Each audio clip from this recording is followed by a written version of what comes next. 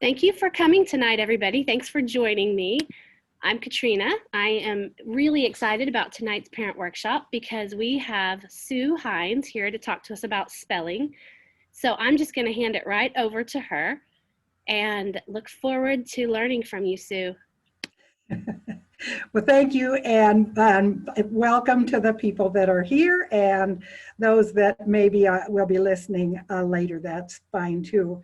I have been around in Anchorage for a very long time, and I was laughingly thinking about my history here and elsewhere, but I was with the Anchorage School District and was a teacher and then the manager of the Slingerland program. I also taught at UAA, and I do tutoring. I still do a little bit of tutoring, had a little business doing that. And I also worked out of state with the Slingerland Institute and doing training for a number of years, kind of concurrently with the other jobs. But I was laughing that, or thinking that, not knowing the age of you, but knowing the age of me, that if your grandparents recognized my name, it was probably because they were teaching in the school district in the 70s, and so we probably knew each other. And if it's your parents that recognize my name, it was probably that they came to the Slingerland Summer School at some point and had some recognition there. And if it's you that recognize my name, for a while I had several classes with early childhood and elementary education at UAA and APU, and I had a class with at one point, almost every new teacher that graduated from at least UAA. So, and now if I know your kid, well, they may come to my house a couple times a week. So it's a long history, but you know, my passion has always been language arts and teaching, instruction, and I do a lot of did a lot of teacher training. So that's me. And it would be, I look forward to the day that we have workshops when we can just schmooze and find out all of the other people. But tonight, my topic is tips and tricks to teach spelling. And I hope it's not a bait and switch, but you know, with spelling, you've probably tried tips and tricks, and nothing seems to really stabilize their spelling. So I'm going to go into a little bit of quite a bit of the history of language too, and see how that. So let's see. I actually tried to find a little cartoon that said sanitizer instead of antiseptic, but I thought the little pictures online haven't caught up with 2020s, so I was working on trying to get something more, but we'll go with that. So for tonight, what I'd like to do is to go over a quick crash course, and I will give you some reference of making sense of the English spelling system, because it really is not as irregular as people think. And actually, about 85% of the words are predictable if you used a computer program. And if you know some of the origin of English and some of the meaning of the words you're doing and the sounds that will be attached to the letters, that it really, you can figure it out, and the kids can figure it, well, the kids can figure it out. And I always try to give, because I work with some very young kids, but I also have worked with some older ones that, you know, you have to kind of encourage them to know why they're even learning spelling. And I always tell them, well, you know, there's about 650,000 words in the dictionary, but actually we only write and spell about 10,000 of them. So it really isn't such an awesome task if you're not really needing to spell the whole dictionary. Also, English is really an efficient system. And so I'm hoping to give you some confidence with that. And then the second thing is some best practices for instruction. in that, when you're working with students, and you're certainly experts in that, but you really need to be intentional. You need to know why you're teaching what you're teaching, and then keep it multisensory. So they're using their auditory, their visual, their kinesthetic, putting things together as they're learning. It also needs to be systematic, sequential, cumulative, and I'm going to kind of go through this, and functional, as how you would teach spelling. And then the sequence of skills for spelling, I'll work a little bit with that as far as age appropriate. And it also relates to kind of diagnosing what your student needs. And for the older students, a lot of times I say, well, an older, unfortunately, in the literature, older student means they're third grade and above, which always just kind of, my babies at third grade are called the older student. But for them, I'm often using the term that they need to catch up while they're keeping up. Because, while they're learning what they may need at a lower level, they also need to be working with what's happening with their peers. And so it's not so easy. And we'll look at some samples that might help in just the diagnosing for what you need to teach, when you're going to teach it, and how. And at the end, I will also, well, all the way through, I'll give some tips and tricks. And again, if we were all together, I would have you turn to your partner and say, what trick or tip do I use that's working? And whatever's working, do more of it. If it's not working, talk to somebody who has a new idea. So that's what I think will be helpful in the next hour or so that we're going to spend. So before I go to, I guess another thing is, why do we need spelling? Because I even had a conversation with someone not long ago that is a retired teacher and an upper grade teacher. And of course, my focus is usually on early education, the early childhood and up to grade 3. And hopefully, the more things we do early, the more effective it is for the teaching. But we've got a lot of kids that don't really get into trouble until later. But I was just thinking about, if they don't know how to spell, being able to file anything alphabetically is difficult. Looking up things, I had to laugh when I was thinking, well, how would you look up a phone number? And this teacher also was saying, well, these kids aren't going to need the same skills that we needed because they're all on devices. And, it really set me back, because I thought, our schoolrooms and much of what kids have to do during their school years are not on devices. They're with pencil, paper, and get your work done and hand it in. And so I was just kind of taken aback again. Also, looking up things in an encyclopedia or the thesaurus, if you have no idea how to spell the word, it just takes longer. And sometimes you need to know spelling to even know which word to choose. Like, well, choose is a good one. When do you use choose, and when do you use chose? When do you use whether we're going to go home or not, or whether looking out your window. So that's another spelling need. And then even if they think they're going to use spell check, you get choices with spell check, and they need to know some possibility of which choice are they going to use. And I always also think, if they have to spell check 96% of their words, they're never going to get done with their homework.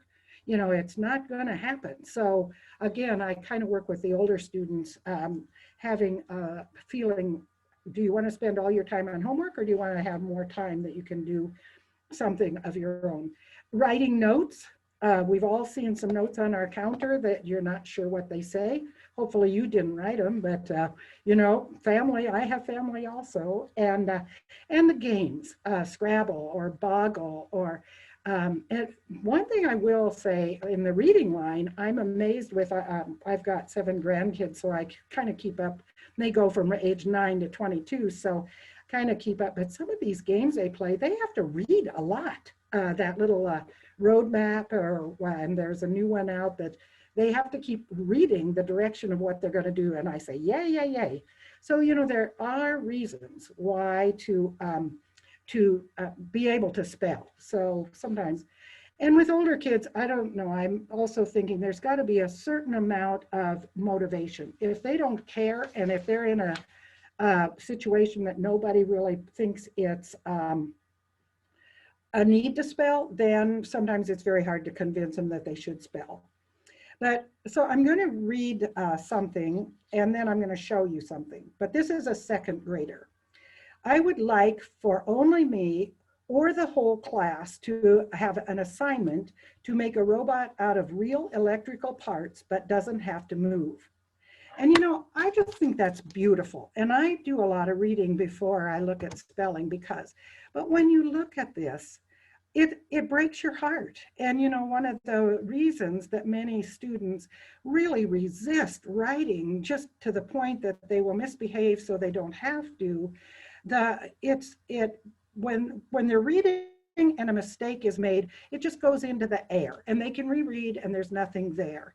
But when you're writing, they know it's ugly, their friend knows it's ugly, their teacher knows it's ugly, and it's just not going to happen. And I also use a lot of, when we are doing spelling, I use a whiteboard a lot so that they can just get rid of their mistake and it's not ugly. But again, I would like for only me or the whole class to have an assignment to make a robot out of real electrical parts, but doesn't have to move. I think for a second grader, that sentence construction, the words he's using, the connection of what they're saying, I mean, that's when you want to say, this is a spelling problem. And so hopefully I have a magic answer for it. Also, you probably have seen a spelling test that kind of looks like this. And the interesting thing when you look at their work, and what I'd like to go through to kind of highlight some ideas that way, is you can tell there has been some good teaching early on.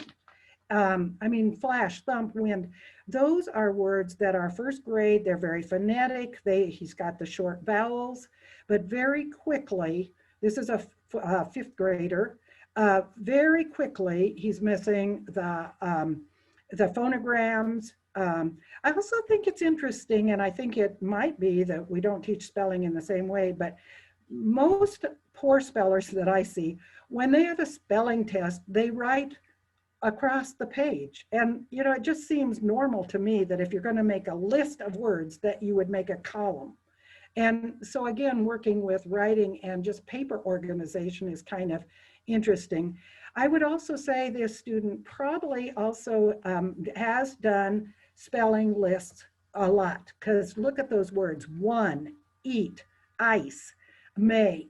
Those are words that were on the spelling list every Friday, every year, and yet the other things are things they need to be taught. And I'll talk about they and their, those kind of words in a minute also.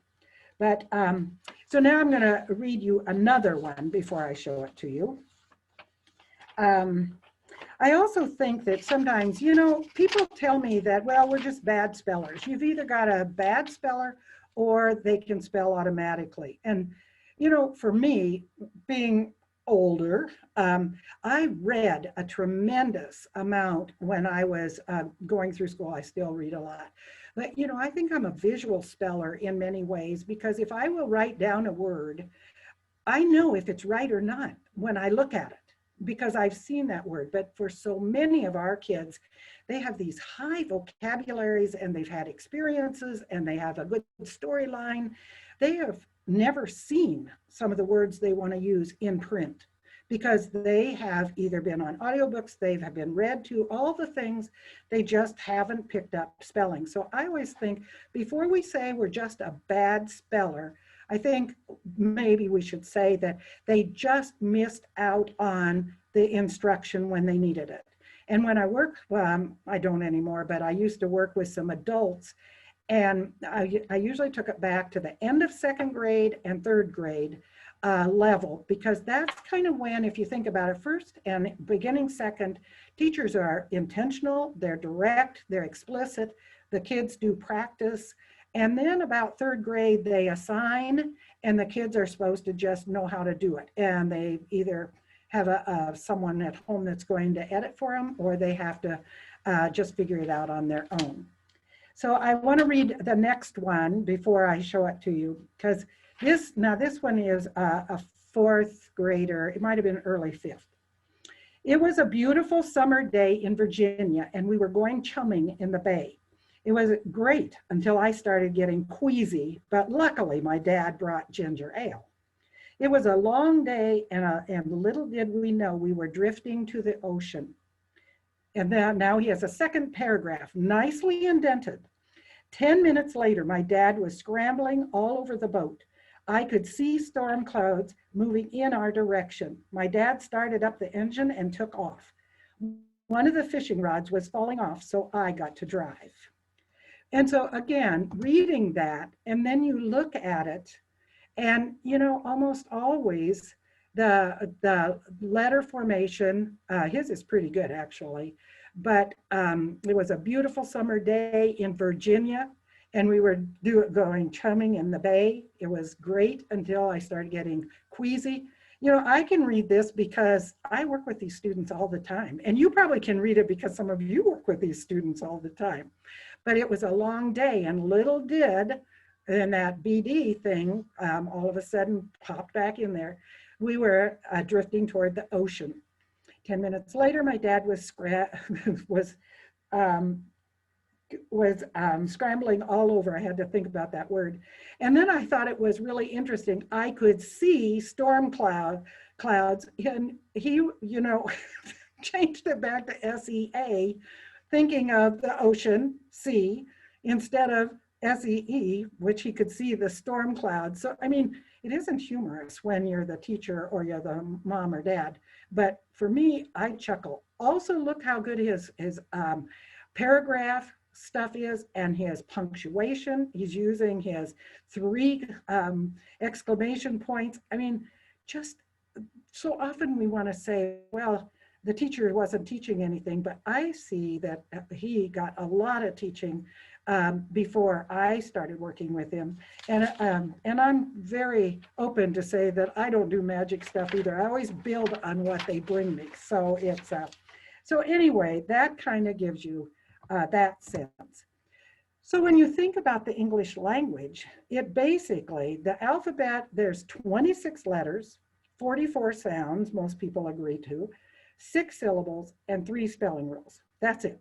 So if that's all there is to our alphabetic system, why is it that we have such a hard time, and why is it that people say it's so convoluted? So now I'm going to give you about 12 slides that are going to go quickly, but I'm also going to give you the reference if you wanted them to read a whole book about this stuff, this is where it comes from. One thing that I say over and over is you've got to start thinking both in decoding and spelling as it is on a continuum. It's very important to start, even if you're working with an older one, that they've got to have those basic skills. And the phonemic awareness, you've probably been hearing that word because in the last couple years, that seems to be the buzzword. And they're saying, even with the older student, that phonemic awareness is what they're lacking. And what phonemic awareness really is, it's understanding, having those sounds in their brain and being able to manipulate, articulate sounds. Nothing to do with letters. It's all oral at the phonemic. And phonemic just means the smallest sound that goes with any letter. But the activities that you've probably been working with if you're with primary is the phonemic things are like just rhyming. They're also like saying showboat, say it without show, just manipulating the compound words. It's also when you say mat, take away the and the child would say at. A deletion is the same kind of thing. Sometimes you add, say it, now say it with s at the beginning, and they'd say sit. and it's progressive. Any book that you're using, sometimes you're going to be substituting, like say ran, change to so the child would say run. That phonemic awareness, and what I find with my my fourth and fifth graders that are probably really dyslexic. I work with a lot of kids that look like they're dyslexic, but they're not always clinically identified. Um, but they should be able to do those kind of switchbacks in about 2 seconds. And the kids I work with, we practice for 3 minutes every day, or each session, but they have to stop and think, and some of them will even visualize, at some point. Sometimes they can't visualize. But then, knowing they can manipulate those sounds, then you go, and it's kind of, we often think about, we teach the letters, and then we teach the sound that go with that letters. But really, if you teach sounds, then you can do one letter for each sound. If you teach the letter, A, and then you say that sound is well, pretty soon it's going to say A, or it's going to say or ah. I mean, it can be about 83 different things. But if you teach and then attach the letter, what letter would that be? It's A. Well, if you teach A, long A, what letter does that go? A. Do sounds to letters rather than letters to sound. But I'll say in a couple times during this evening, also, whatever curriculum book you're using or whatever guide you're using, it's always important to just go with the sequence that they're doing, because 99.9 of them will go following this kind of a pattern. And so, if it's a little bit different, go with your material, because it just makes it less complicated and more efficient. Then you get to Anglo-Saxon, which is really where your phonograms or your vowel teams are, and your long and short vowels, the compound word syllable patterns, which are only 6 of them, and prefixes and suffixes. And you're probably aware of those words, morphology, with the prefixes and suffixes. So even in kindergarten and first grade, we start reading with, adding the ed for past time, the ing for doing it now, and usually the er for the person who does it. Again, you don't have to do all of them to be effective. And then you move on to Latin roots, and I don't know, different people have different results, but for me, a very little bit of Latin and Greek just for unlocking words. But if a student is not interested in that, I don't overload them. But again, usually I'm working with kids that I don't have to worry about Latin and Greek too much. And that our language is made up of the Anglo-Saxon, which are the common short words. They're the ones that are hardest to spell. And they're also, I sometimes call them, for my kids, the baby words, because you knew green and you knew tree and you knew night and all those words when you were little, before you could read, before anything. Those are Anglo-Saxon words, and they're the ones that are hard.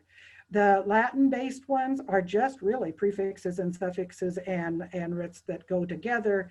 And then Greek are going to be more of your words that have meaning for each syllable, and teaching them that each syllable has to have a vowel. So again, I'm going to give you the book where this came from, so you can read the 208. Well, I'm not giving it to you, but I'll tell you which one it is. So again, this is what there is. It is just out of the consonants, you've got single consonants, blends where you can actually hear the words, and your material might also call them something different. People use phonogram in about 4 different ways. And so again, if you're consistent with what you're calling them, that will help the students also.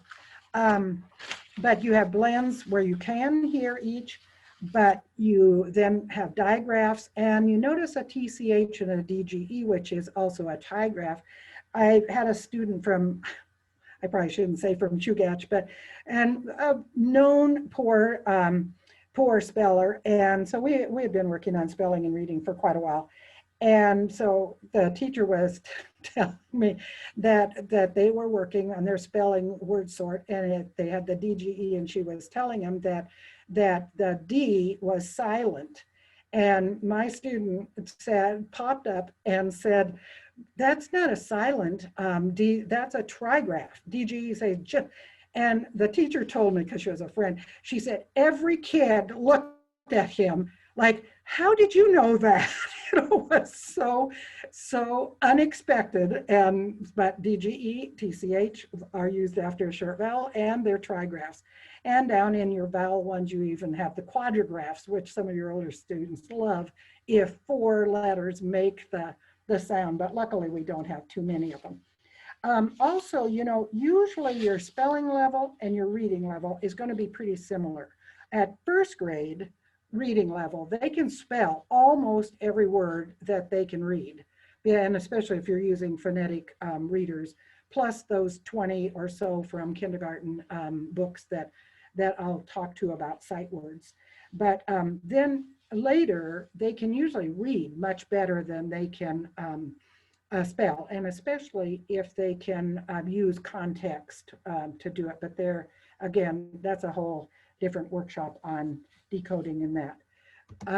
So then this is just for interest. And like I say, there's a book, there's many books that you can do. But again, if you're kind of aware of how frequent these things happen, like with a long A, 80% of the time, it's going to be spelled, if it's a 1-syllable word with a vowel consonant E, or if it's an open syllable like they, K, it's going to be just the A. 80% of the time.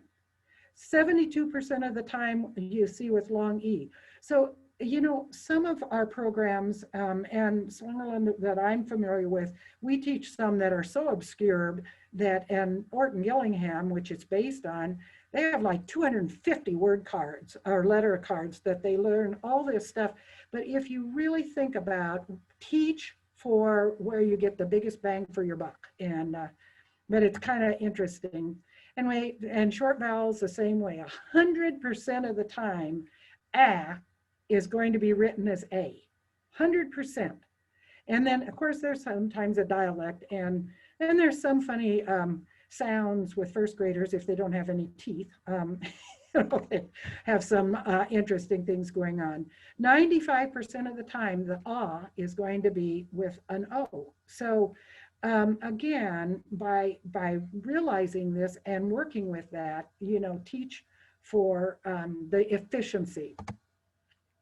And again, there's about 4 rules and we call them generalizations usually, because I really try not to even say always in the English language, because usually works and sometimes is even better. But the silent E, almost always when you do your magic E or whatever your materials call it, changes mat to mate, cut to cute, and they pick up on that. I usually focus on really teaching the A consonant E, and then when they really get that one down, I do the I consonant E and the O consonant E. And there's so few that are E consonant E, and the U consonant E always has that an U and a U sound. So they just pick that up. If I really overteach the first 3, well, and I don't know, did I say the U? I really do A, I, and O. Oh, the lights went out in this room. Sorry. I wasn't working hard enough. Break time. Anyway, and that other double FLS, again, it's a first grade thing because they see so many words like that, but you don't say the word, but they're already reading hill and will, and so that's a generalization. A lot of times if you're teaching in a classroom or if your house is set up for homeschool, having some of these charts like the LFSZ is really a help, that you can either point to it when you want to remember it. And with the older students, or sometimes I used to go off-site to to teach. I just put everything in a notebook. So if we were going to work with the FLS, I just had a page of an 8.5 by 12 or what, and 9, whatever that is. I teach reading, not math. Anyway, soft C and G, almost always. But yeah, again, I'm going to talk about things that they see early, like get and give. If they see those before they become over phonetic or into the rules, they don't ever have a problem with it. But if you have done a lot of rule-based stuff and then they come to get and give, and they will wonder why it's not jiv and jet. You know, it's so some of those things, teach them. I call it by sight, but there's a definite argument out there about that. I'll talk about it just a little bit. And then again, the things that there's actually 4 things that after one short vowel is going to be CK, and then later TCH and DGE. The 4th thing is after one short vowel is the LFLS. But you know, for older kids who are really interested in learning to spell, they can have almost all of these things as a group. You know, they've seen it, but they've some of my students, I hear them say so frequently, well, why didn't they just tell me that? Well, they probably did, but they weren't listening. They weren't ready at the time. Efficiency of the syllable system, again, realizing that there are basically 6 or 7, depending on your materials, these are the kinds of syllables. And if they can spell in syllables, and I'll give you a couple ideas on that. But again, it's sequential. So go back to thinking. They've got to have that phonemic attachment. They need to know the letters. They need to know the sounds. They need phonograms. And then, you know, you can work on through that.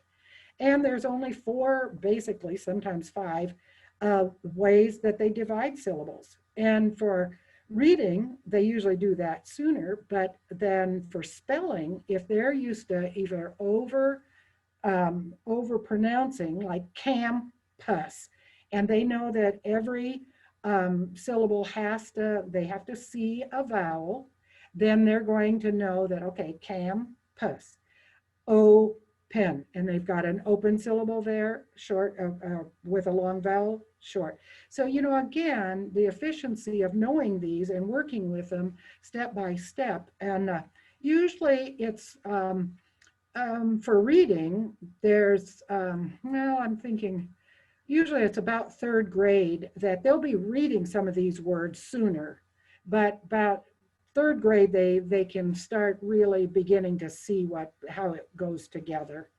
Too soon, and the teacher does all the work. Sorry.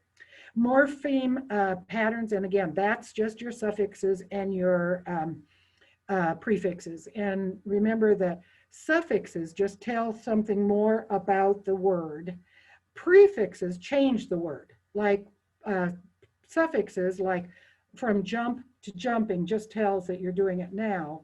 But happy to unhappy is going to completely change the meaning of the word. So, but here again, out of the, there's just very few, when you think out of 650,000 words, if you know these 6 kinds, I mean, you're gonna kind of know there's a lot of each one, but I'm making it a little simple just to give you confidence that there's hope.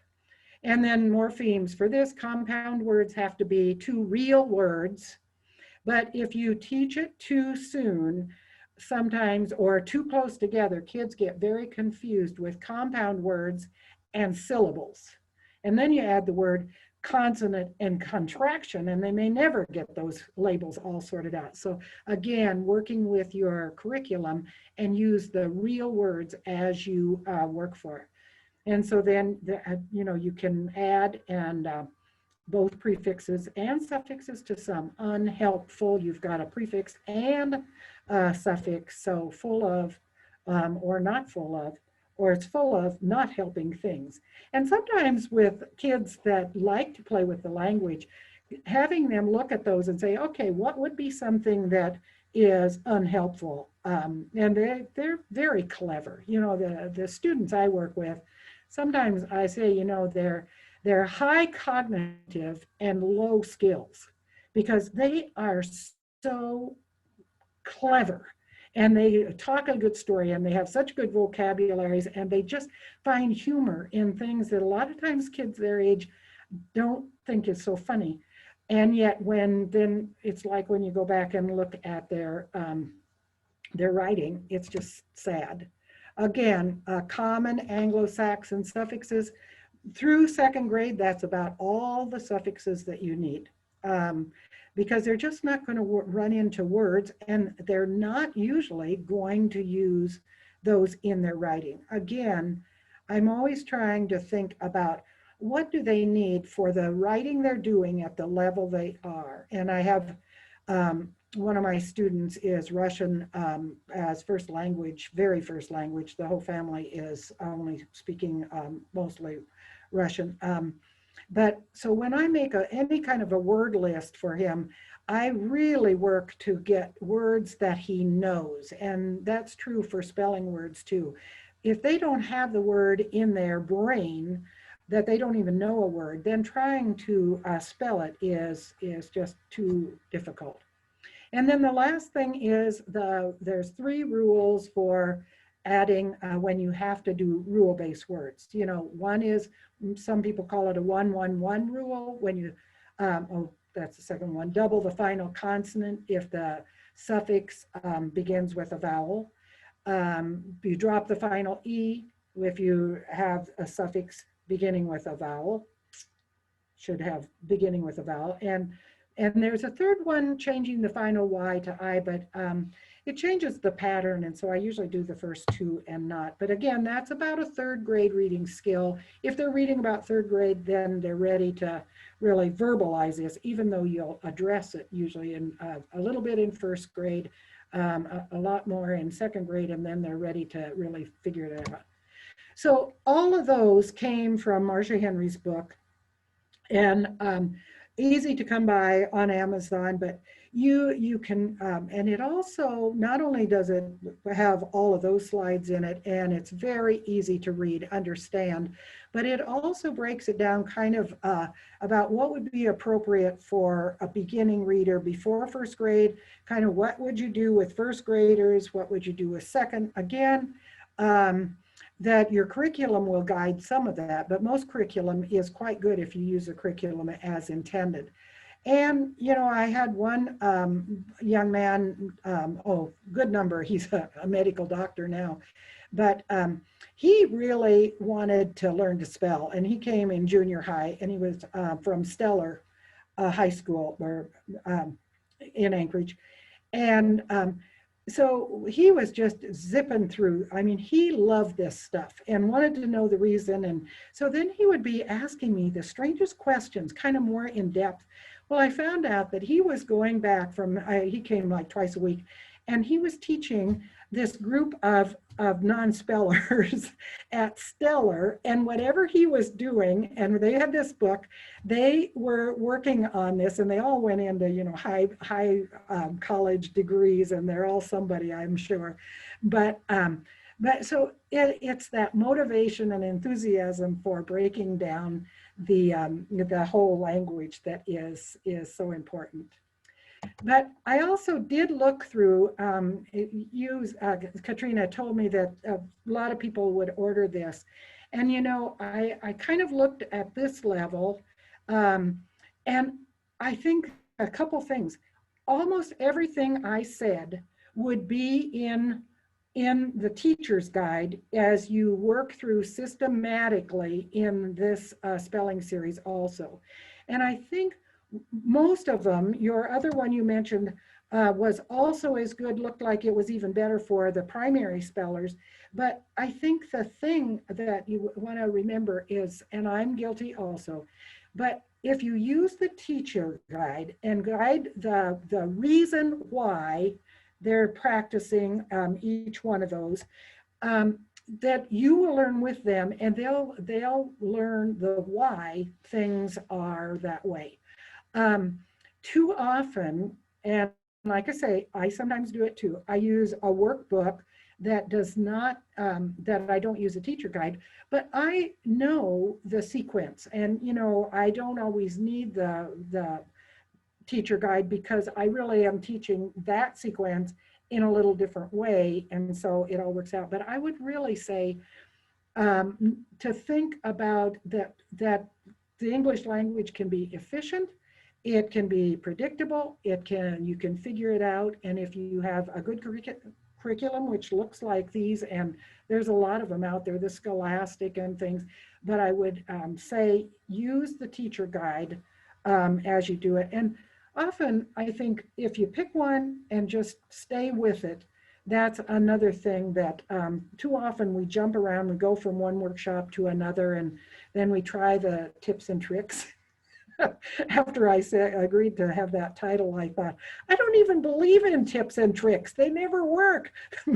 I mean, I do have to use some on my own. But anyway, so I think there's really good material out there, but use it.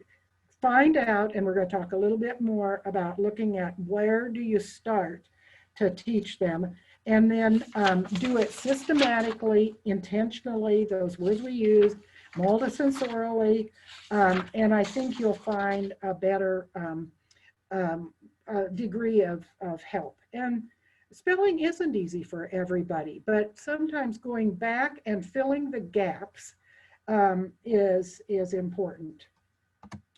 Then I have to put in, now this would be a whole nother workshop, but you notice that bad spellers usually have horrible handwriting. And now there's some more recent in the last couple years that there's a high degree of correlation between early writers that are taught handwriting, correct pencil position, letter forms, and fluent pencil skills, that it really relates to early reading competency.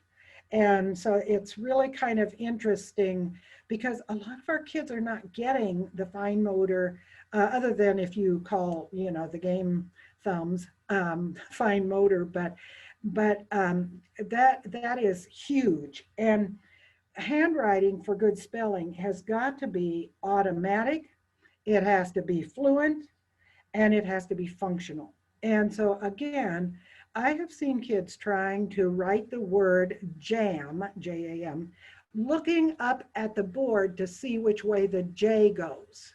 Well, if they aren't really automatic with the letter names, how can they possibly be expected to hold, 6 or 7 letters in 2 syllables and write a word while they're trying to think how to spell it?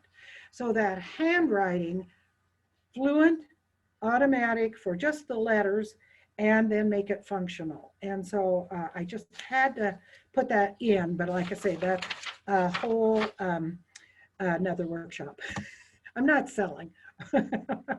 And then just, here again, these are 2 kids that are in the same class. So again, it's late first for early second, must have been early second, it looks like August. But both kids knew what they were doing and marking that, and a lot of guidance in their science journal.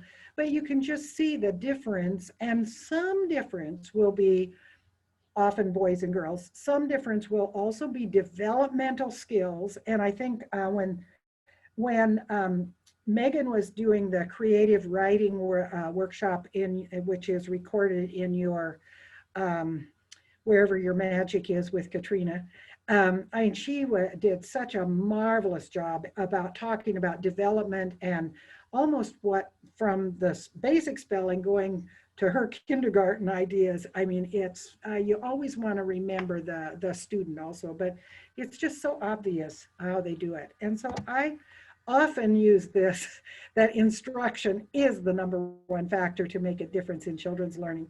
I've used this for years, and I didn't ever know who J. David Cooper was, but I always am very responsible about giving credit where credit's due. Well, I went to a conference and I met him, and I couldn't believe when someone was introducing and they said, "This is David Cooper." And I thought, J. David Cooper? And the very next semester, I noticed, which I had never noticed before, the textbook that I was using at UAA, he was the second author. You know, but he does believe in this, and I believe in it. And so that's why I encourage you with what you're doing also.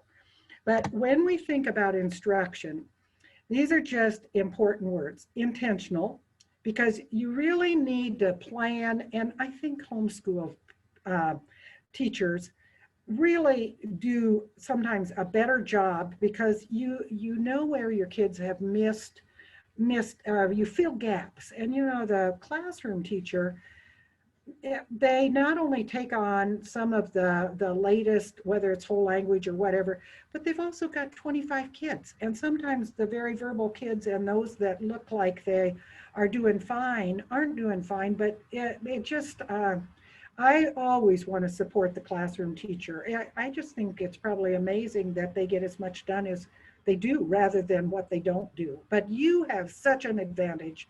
And I have the perfect job for a retired teacher, because I work with kids every day that I just get one-on-one. And they love me. And if they don't love me, they talk their parents into getting rid of me. So, you know, this is okay. Parents, you know, and a number of my kids I've had for several years, and you know what the parents say? They won't work for me. Why can you get them to do this when they don't? Well, I was a parent too, and even my own kids, they wanted to have a parent. They didn't want to have a teacher. So, you know, if the teacher didn't assign it and they weren't going to grade it, then mom wasn't going to improve on the product. So forget it. And diagnostic, knowing, kind of feel like on that one, it's kind of like the Liberty Mutual Insurance. Um, Teach what they need to know. You only pay for what you need. With insurance, I don't know. How do you know what you're going to need before you pay for it? I can't figure out that ad, but anyway. Um, but especially with your third grade and above, you know, they are so used to getting like some special ed help or something, and everybody always starts back at the beginning, teaching them what they already know. Well, you know, with consonants, 17 of the consonants only have one sound, and most kids know all of the consonant sounds. So why would you take them through all 26 letters, vowels, and consonants to teach them? Do a little diagnostic, see what they know, what they don't know, or when we looked at that spelling test, you don't have to focus so much on short vowels, because the short vowel words, they spelled perfectly. When I have an older student who is not secure with the short vowels, I teach it by syllables, because, and then right away I dictate and have them do syllables, and right away I show them, okay, let's put these syllables together. So like if it's going to be fantastic, they're all short vowels, and somewhere in the lesson they had done fan and they had done tick and they've done tiff. And so fantastic. So I teach those short vowels. Also, that's a good time to teach some of for the older kids, some of your Greek and Latin, because then you can use that stuff, but they've had to practice. And again, but you have to start with phonemic awareness, that they can hear them, they can do them. Systematic, back to that little, all the circles, just think, what do they know, what don't they know? Keep building on that and then using it for functional. And that it needs to be multisensory, which means you're going to connect your auditory, visual, kinesthetic. And you know, most materials are going to say, well, we're very multisensory. We have a workbook, we have overhead projectors, we have writing assignments, we use a computer, and so we do it. But the idea when you come to the basic language is that when you hear you're going to be able to picture or do a, and you're going to be able to make the a letter form. So hooking those together is going to help. And it just means that they have to see it, say it, and do it. And as they're working through that, that they should talk to themselves as they're learning their different skills. You know, spell it out loud. Also, your materials too, and everybody's, having an alphabet card pack, and so that these would be cut apart, of course, but giving them that fluency with, they see an A, apple, a. If they see a B, it's B, ball, B. And then those same cards can be used to say, and if they're not looking at the card, to say what says B, and they would go B, ball, B, that quick thing. And then as you have more letters, you can drop the ones out. Some of them never get rid of the J, the K, Q, U, and the B and the D. And I just peeled this off Google, but I think you probably have all these materials that come with your speller, or they'll be in the back of the book just to cut apart, or downloadable, or just make them. I have decided, maybe it's as I get older and life is shorter or something, usually the price I have to pay to buy them already made is worth my time that it takes to make them. But and again, as you're adding, and sometimes I'm adding phonograms or vowel teams before even all of the vowels, just depending on my students, because sometimes we'll have had the a, the I, the and maybe the aw, but they need the OA for boat. And sometimes you think, okay, it's a lot easier to hear OA than the difference between O, and U. So, use them, but it gives them that kinesthetic reinforcement, the visual, and again, you're always working for automaticity, fluency, that it goes quickly, but speed isn't the whole thing. And then put it to functional use. When you've added something, they'll do something with spelling on paper that day in the lesson.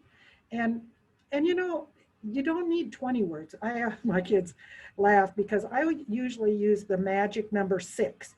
If they can do 6 correctly of whatever you're teaching, they probably can do 36. And in fact, they say 65% of even math papers, 65% of the errors are in the last 35% of the problems. So, there again, doing every other problem, we get so caught up. I know as a first grade teacher, I finally learned that, we would work before recess time, and I'd say, okay, nobody's out of their seat, and everybody's going to work on this until the bell goes off for recess, because if they had to finish their page, those slow workers that were never going to get finished, guess who didn't get coffee and didn't get a break? So we worked till recess, and also many of those kids are the ones that needed a recess. They've really messed up recess. That's another whole topic. This happens to be a Slingerland card pack, and a pocket chart. But these are the 2 of the 3 rules, but just introducing rules, and you can certainly make, but that 1-1-1 rule where they actually put the 1-1-1, and then they have to, if the suffix begins with a vowel, they're going to have to add that letter. And so they add it, move it, and then in the cards, there's some that fit and some that don't. And you can certainly make these kind of cards, but do whatever you do, and they might come in your curriculum. Now you get nice big boxes of stuff. Same way with drop the E. And it's so funny, when I'm introducing it, it's blame. And some kids just have the hardest time dropping that E on the floor. It's like they've been taught, well, you wouldn't throw a letter. And then when they get used to it, they can really handle that. But you drop the E and introducing them where they're moving it. And sometimes I'll be doing one rule for, just 1 or 2 words for a week, or 4 sessions before I really start mixing stuff, because it just a little bit a lot. So again, just think sequential. If they don't have the phonemic awareness, if they're not hearing the sounds, if they're not clear, and they don't know the letters that are attached, then there's no sense working with multisyllable words quite yet. Does that make sense? And I hope if there's a question ever, of course, if you're watching this later, well, you'll have to call me. Katrina has my number, but if you have a big question, most of you could answer the question anyway. And then kind of think also about, I might say back one here.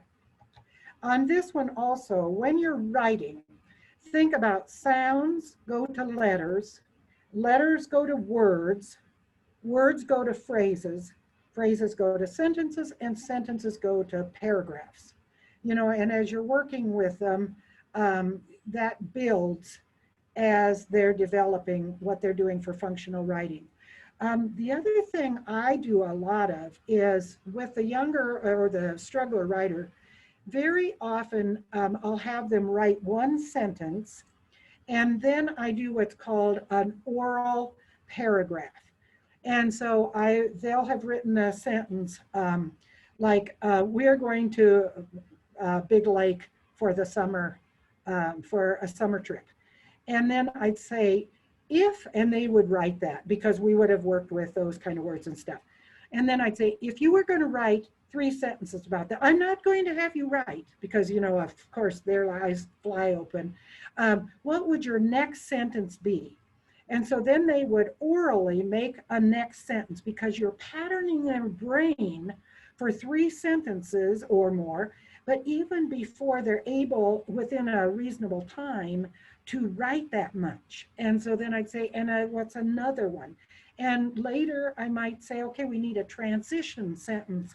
So what are you going to hook this sentence with your next paragraph? And so I do a lot of that oral, but I always assure them after their first sentence that you're not going to have to write it, but I want them to think it and get that pattern. And I think that oral pattern is so important.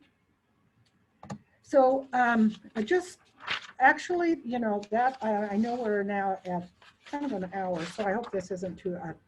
So think about the stage they are. This was a 6-year-old, and so, but also if they're ready to write this much as a 6-year-old, then you know that you can start looking at what are they ready for. Spelling. What should I be teaching next? Please don't forget to ask Helen's mom if she can come over to our house. You'll be glad to know that he is now 22 and in college and doing very well and can spell. So, but you know, looking at that, okay, he's got, you know, he's definitely got short vowels, the mom, the ask, he's ready for over. He should probably have come as a sight word, you know, kind of these, but you can look at them, but be generous with what you're doing. And then this one is another one that this is a 5th grader.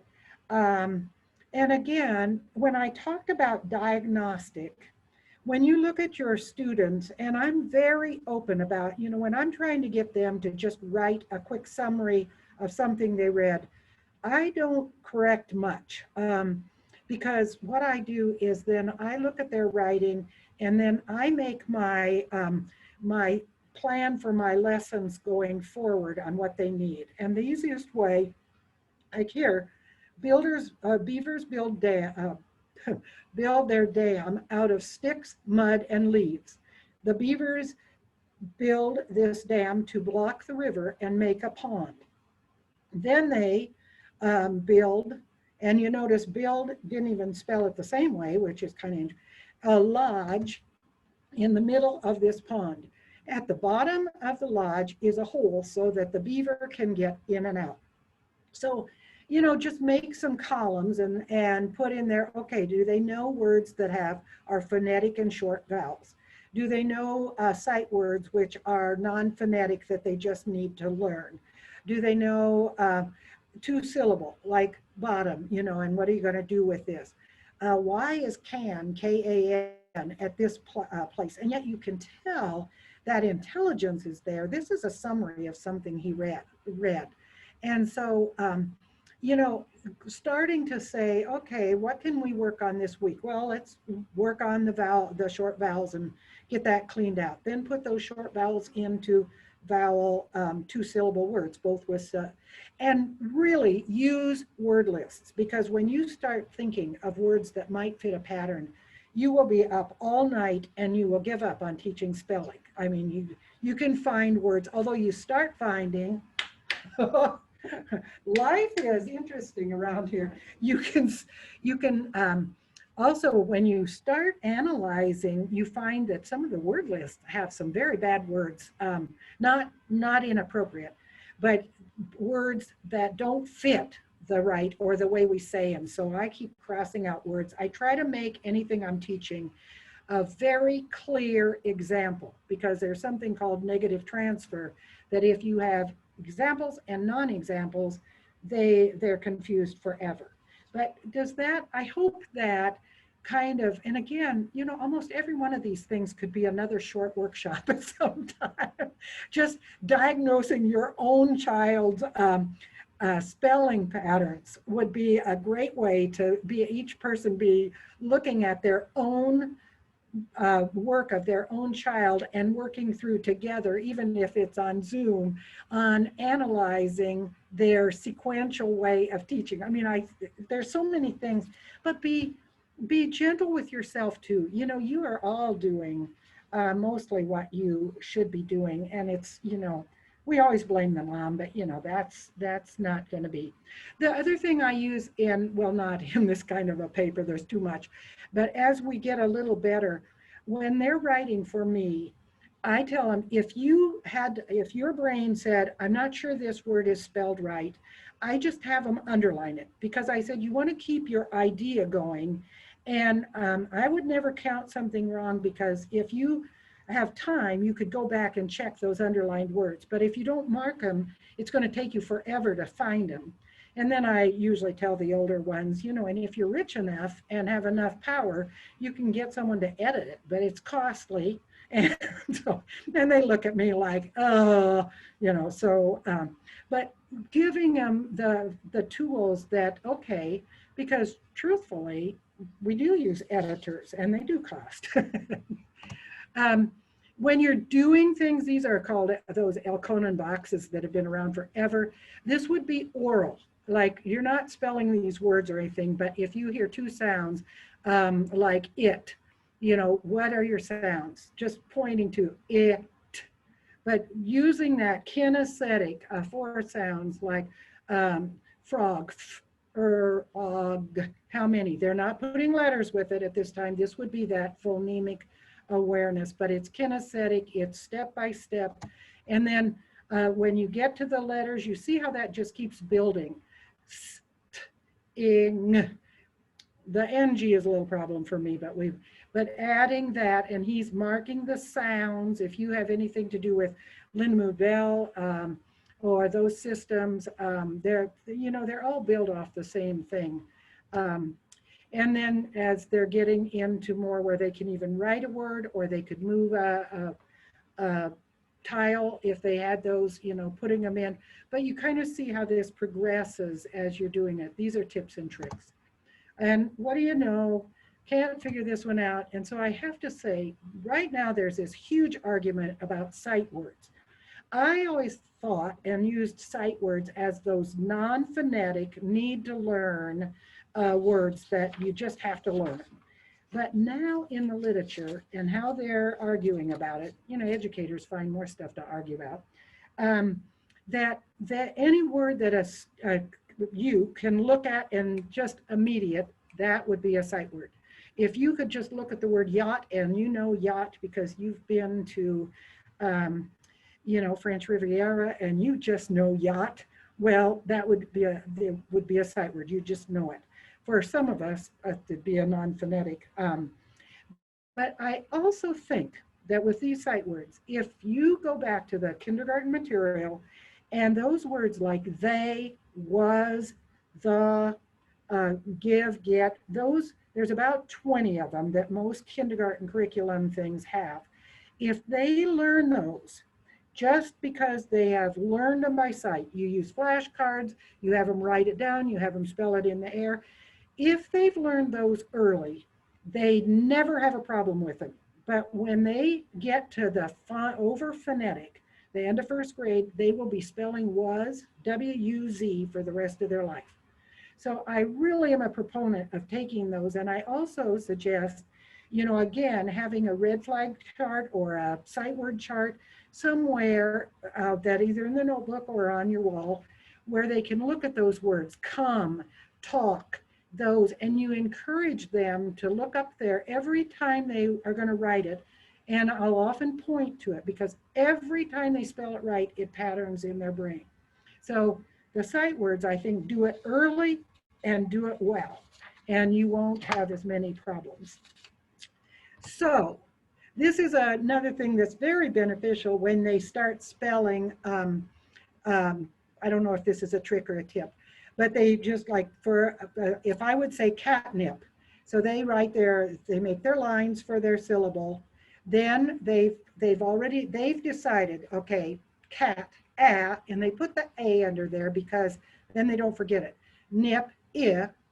So then below it or beside it, usually I have them do it below it, cat. So then they write cat, nip, and then they put it together as catnip.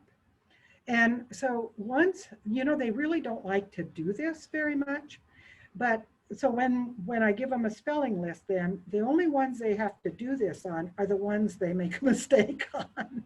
So then I say, okay, check your thinking. How did you write harvest? Okay, har, what's your phonogram, vowel team? And they would have put harvest, A-R, vest, E, harvest. And it's so kinesthetically, visually, auditorily connected. It really is powerful. And if they really cared to do it, then they can check a spelling word, like even a junior high word, biologic. They could quickly underline all 4 syllables, check that they've got a vowel in each one, and they would be able to spell on a test biologic. And then by knowing their suffixes biologically, and if they needed to add neuro, and all of a sudden they've got neuro because they knew that Greek neurobiologically. I mean, it really can be powerful, but start early, do a little bit a lot. Make sense? Say yes. Jessica, you're such a good person to stick with this. And so then I just had to put this one in. It didn't fit anywhere, but this is a boy and a girl, of course.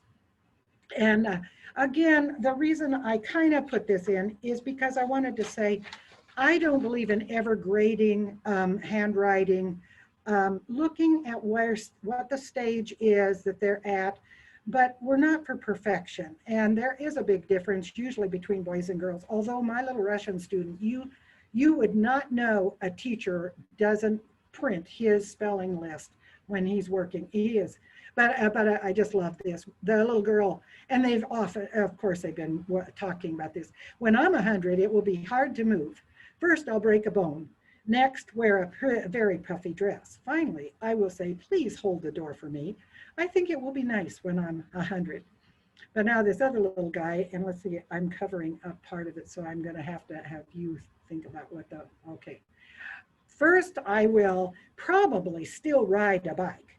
Then I will wear big glasses. Finally, I would say can, and you see, reverse C, which is too late for this.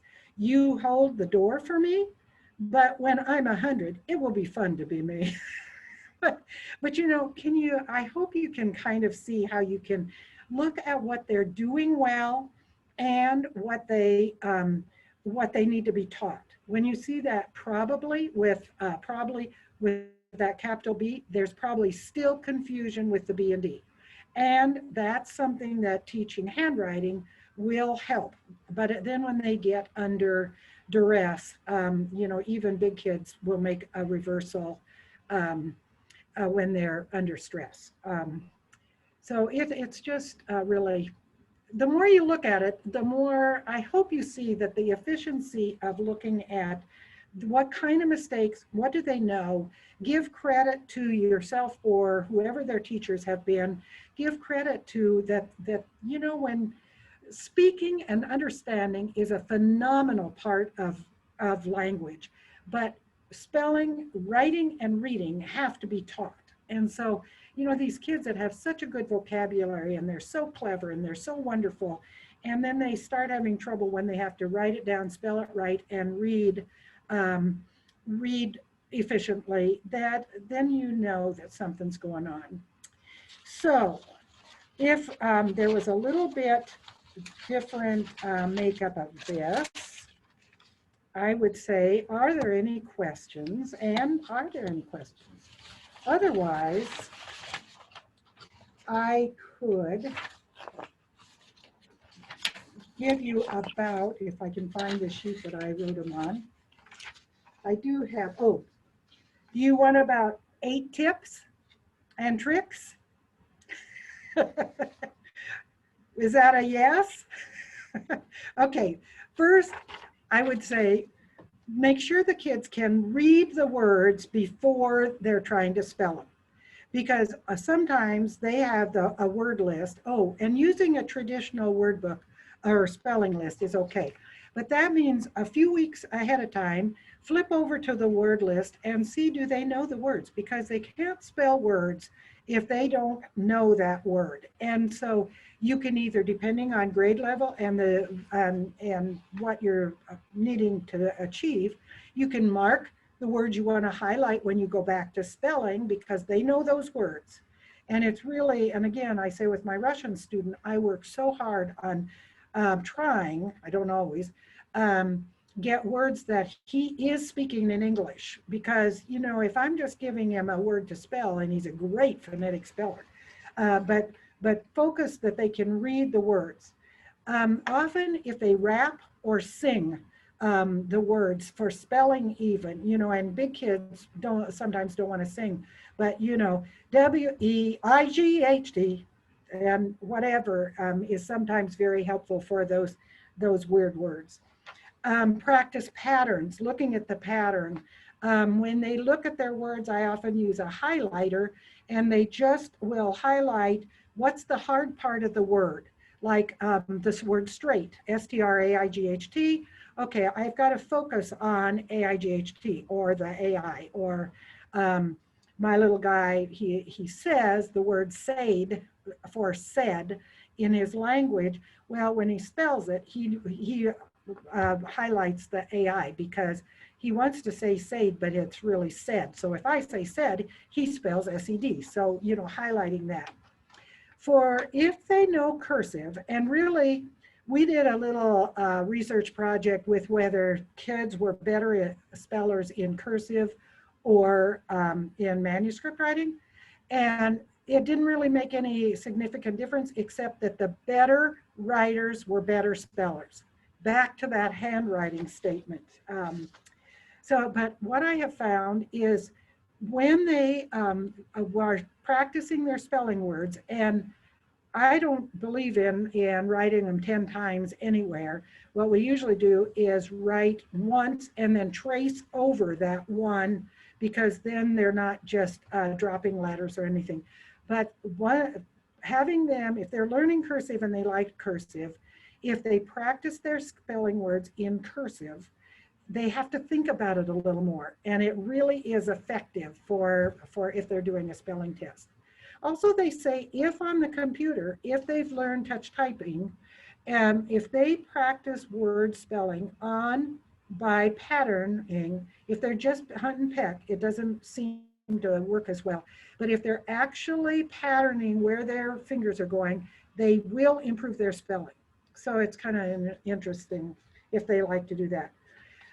I used to not use workbooks because I just thought that was, I don't know what. But, you know, more and more we have to get the kids to have a product or else they just, you kind of are doing all the work. I have a little, I didn't know where to put her either, but I just love this one. You know, if you're doing all the work and they're just kind of blowing it off, then that doesn't work either. But what I think for the spelling books is if you're focusing on part of the list, use the list or the pattern that you're working on, and you give them the 6 high frequency words if you want to give a test, not all 20 and you don't. And if they already know it, you don't have to use it. But those in between pages are where they use the words. They use them in the crossword puzzle. They use the synonyms. They use the antonyms. They use word puzzles. All these different things that some of our kids that are so good on all these devices, they don't even know what a crossword puzzle is.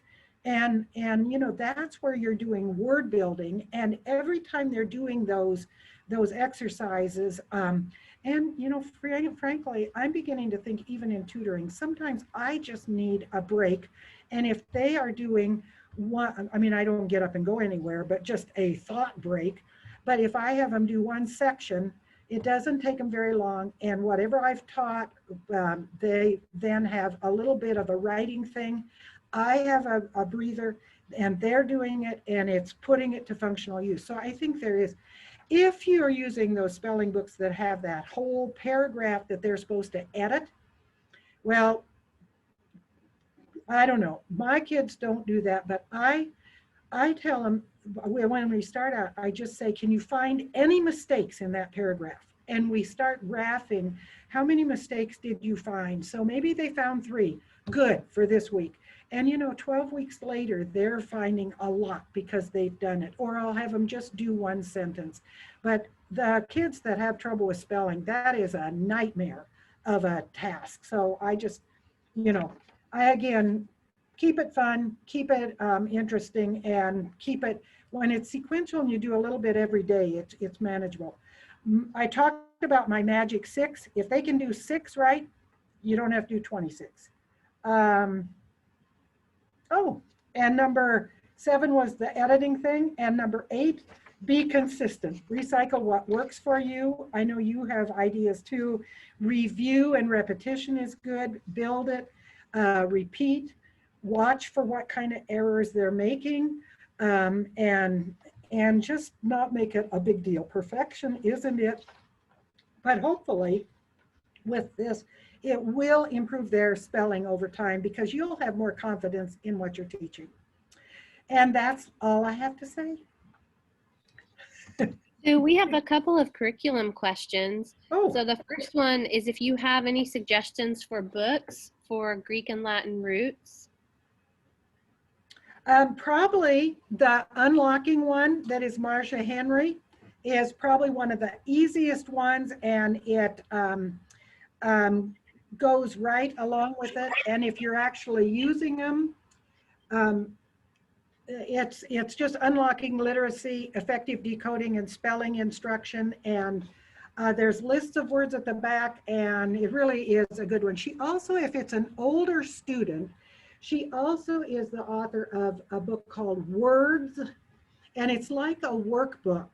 I've used it at the college level, but if you're working systematically, it's very excellent. And it also goes into the Greek and Latin.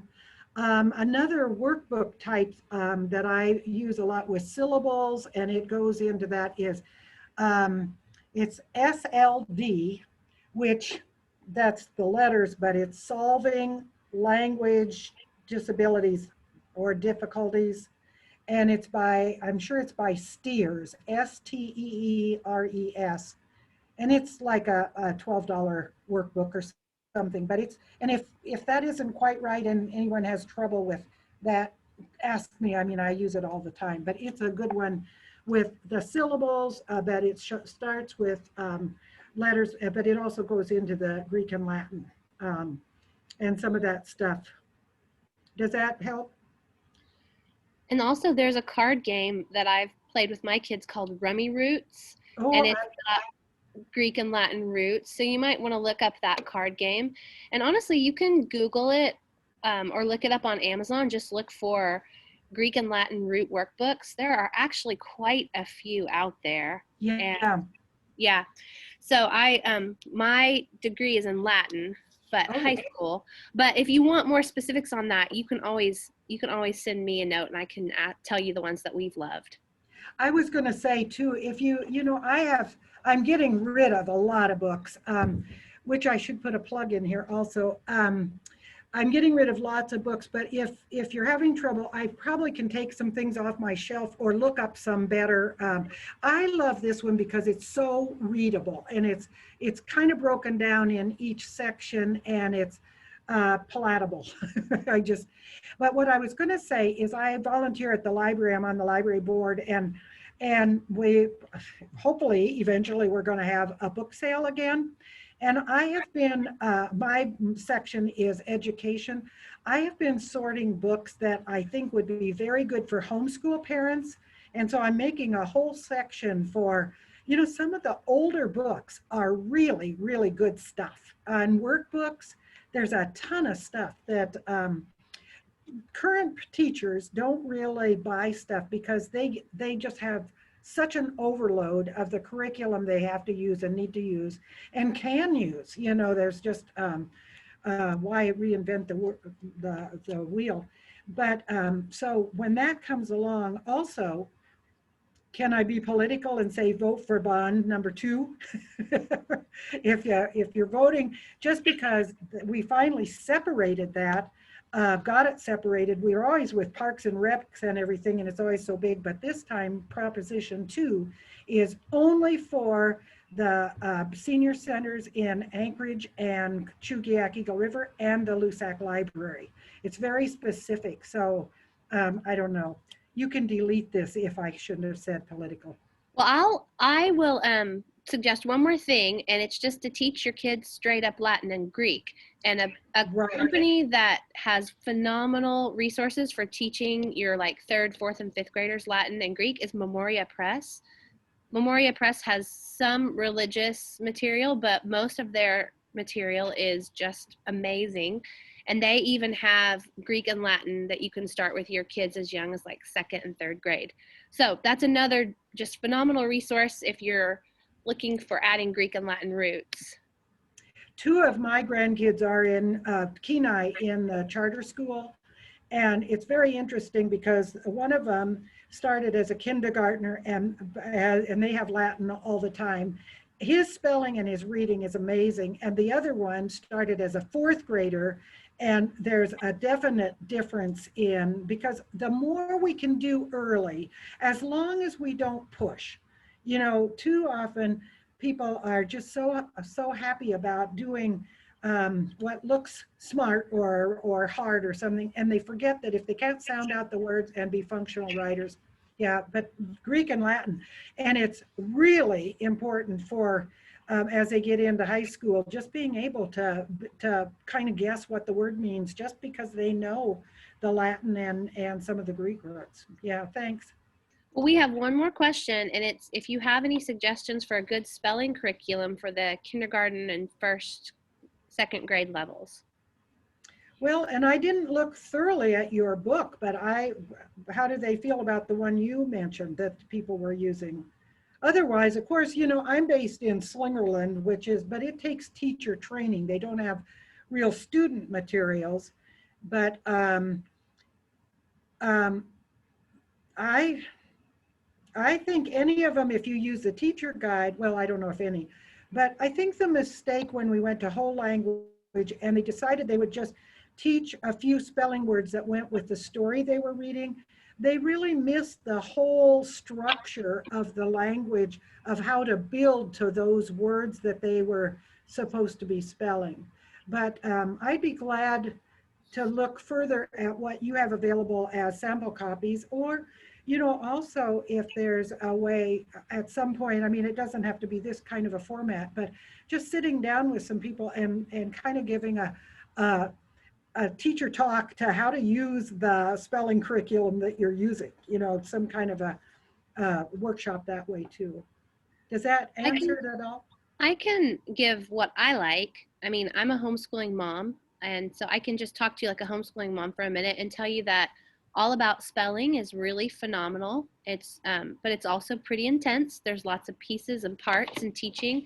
So if you don't have that kind of, I personally struggled with that. So if you don't have the time or the commitment to that, The Good and the Beautiful, which is a religious curriculum, but it does a great job of setting up the foundational phonics. Another one that is not religious is Foundations, Logic of English. They do another great job of just systematically setting up.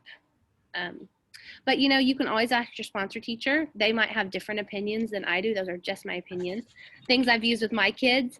And then the very last thing I'll say on the sight words is there's just a little video called Meet the Sight Words that I've showed to all my kids when they're like 4 or 5 years old. And it just has the sight word pop up in front of them and then it says it. And it gives me a list of what the sight words are that I need to focus on with my kids. But B, with my children just watching those little words pop up and hearing them, they've all memorized those sight words pretty quickly. So if you're looking at sight words specifically, I would highly recommend that. Or Teachers Pay Teachers is another great place to find some specific sight word activities. Oh, and I so appreciate, because, you know, I've been out of the public school for a good number of years, and I'm usually involved in teacher training now and out of the university. I would say that like teachers teaching teachers that still have some curriculum that you're using the teacher guide, because those activities will really support. And but you know, as a homeschool person, and find out what is working for other people and look at their materials, because there's so much stuff out there. It's overwhelming. But thanks, Katrina, because I'm not, I just don't look at that stuff so much anymore. Well, and there's a lot out there. That's why I said to ask your sponsor teacher, or you can always just message me, or you can come to the library. We have a lot of stuff here, both in our regular library, but then we have a resource area where you can just browse things. And it's fun to just look through the spelling curriculum and see if it meets what Sue was telling us we should be doing, which is giving those spelling rules and yeah, so just reach out, ask questions. We're here to help. And I know for me, I usually like something that's not too busy, but is quite appealing to look at.